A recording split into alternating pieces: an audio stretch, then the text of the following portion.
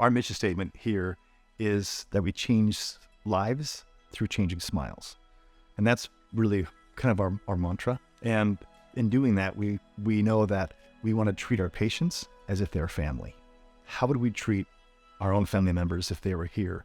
And if we keep ourselves focused on that, we keep ourselves in the right frame of mind to treat our patients the right way. So one of the things we pride ourselves in is continuing education. We spend many, many hours every year, every month on continuing education. And both Dr. Andrid and myself are both board certified implantologists. So what that means is that we both have gone through the rigorous torture of becoming board certified. And there's only 11 of us in Oregon who are board certified as we are.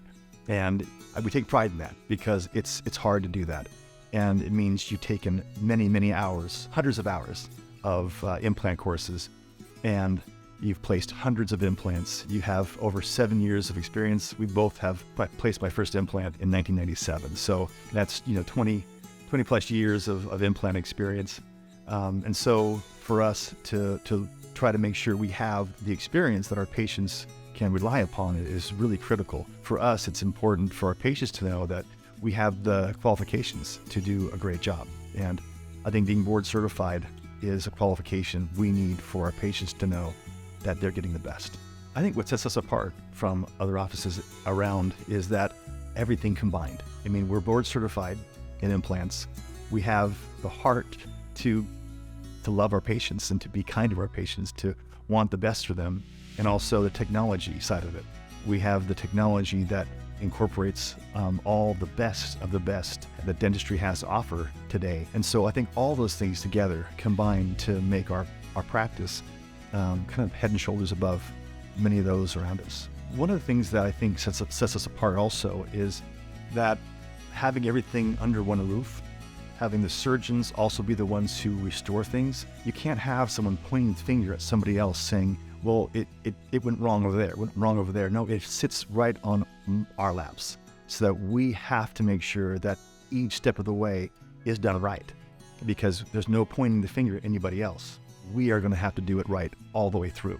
We have to be the best at all aspects of it. What helps us too, I teach courses throughout the United States, and every month I'm flying someplace else to teach a course.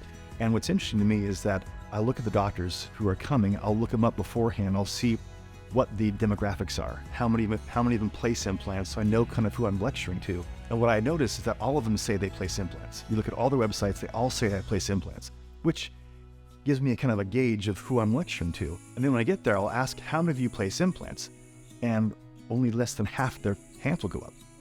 And so I realize that they may be advertising that they place implants, but they've never placed an implant in their life. It kind of scares me a little bit because it's out there that these are all doctors are placing implants, but they've never done one before.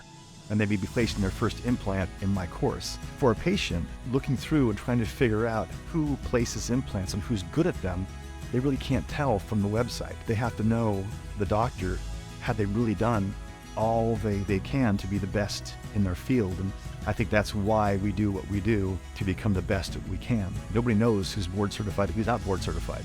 And for a long time, you couldn't even advertise that. Now we finally can advertise who is or who isn't board certified. I think I'd want to know how successful somebody is at the surgeries they're providing, in what they do, so yeah, I think a success rate's pretty high. They advertise throughout the world right now that implants are a 96% success rate. Ours is about 99%. But you're going to have patients who are going to be diabetic. They're going to be smoking. They're going to have some other medications they're taking or other things that are happening that may make them not so successful. You try to overcome those, but you can't make a patient stop smoking. And so you're still going to have some things that are going to fail just because you can't control everything. Please call our office today to set up a free consultation to see how our experience and our love of dentistry can combine to provide you the best experience possible.